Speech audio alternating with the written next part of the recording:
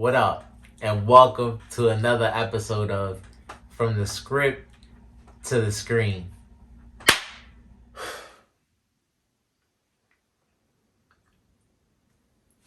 The Jujutsu Kaisen edition. As always, first and foremost, want to shout out the creator, Gege Akutami. I want to give a shout out to the studio, MAPPA, for giving us this great piece of work. Episode 10 of Season 2 is out now, covering chapters 91, 92, and 93 of Volume 11 of the manga. Felt like a quick episode, even though they covered 3 chapters. This is what, to me, feels like officially kicks off the Shibuya incident. Of course, with the focal point being the fact that Gojo has been sealed.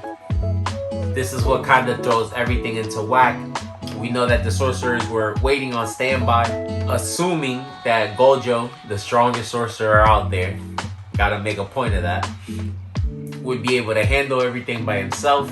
But at the start of this episode, the situation has changed, and so Yuji and Mei Mei have gotten this information and are kind of trying to see how they would be able to pivot. But right off the bat, something I did enjoy seeing this week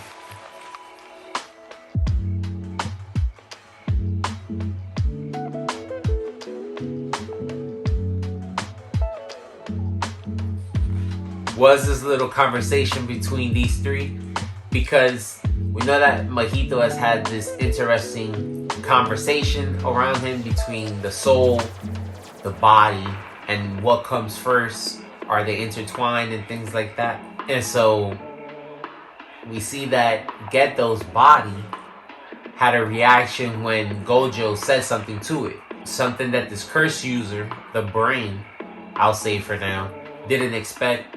Actually said that it was the first time this happened, because we know that his curse technique allows him to take over somebody's body. And so something that was interesting to me was how Mahito explains that he feels like their techniques are different.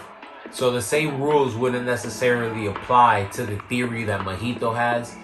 We know that the brain's technique is taking over the body. So this original soul would assume to no longer be there in some capacity, compared to where Mahito's technique is actually touching and transfiguring a living soul, at least at the time. So I think that's where there's a little bit of difference.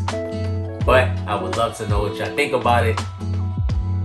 Let me know in the comments. And concluding Gojo's imprisonment, it was still cool to see that he was still able to do something even from inside the prison room. From what I assume, I feel like he activated his curse technique while he was inside, I guess to try to see how much time would pass while he had it activated. And so he saw that time didn't necessarily flow the same way. But it was cool to see that this curse tool would still have to take time to actually process Gojo. So it was pretty crazy to see, because you saw that everybody was shocked. But getting into the second half of the episode, they took us back to what's going on outside of the barriers.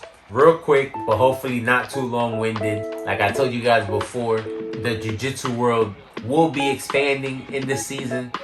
And we see just how much of an effect the sealing of Gojo had, and just how fast it happened too, right? So we see that Mekimaru informs Yuji that, number 1, Gojo has been sealed, and number 2, the actual situation of what they thought has changed. And so now remember that Yuji and Mei Mei aren't even at Shibuya Station. So the initial barrier that was keeping them out from getting downstairs was the interaction between Yuji and the grasshopper. And to their assumption, already taken care of.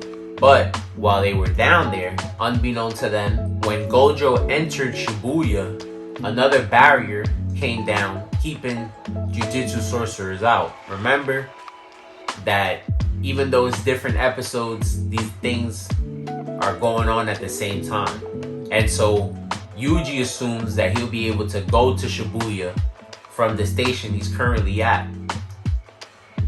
But now he knows that there's a barrier that won't let him in. And so when Yuji goes and informs Nanami that Gojo has been sealed, that's why you see Nanami have a change of plan and is more concerned. And he's concerned because now at this point, it's kind of understood that this barrier that went down to keep other sorcerers out was meant to make sure that Gojo was by himself. So now with the announcement of him being sealed is a problem.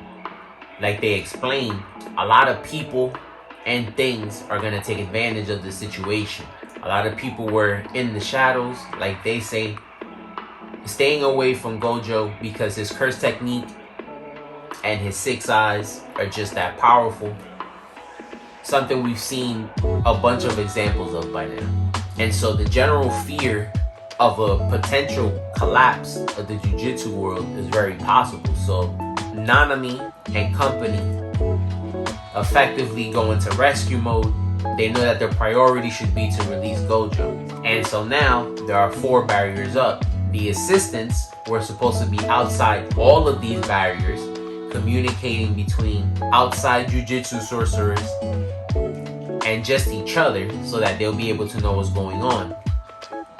But we see that there's a curse user outside killing the assistants, which is why Mei Mei is not able to get in contact with them. And so you see, like I said, there's a lot of things going on.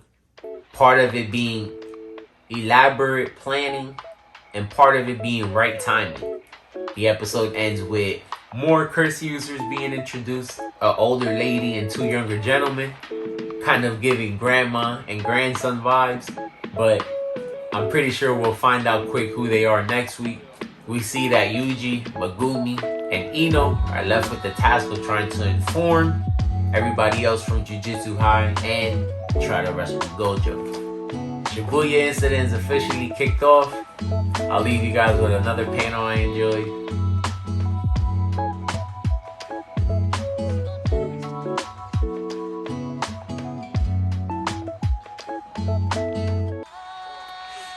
And that's it. Can't wait for next week. Y'all already know. Let me know what you guys thought, what you guys think is gonna happen.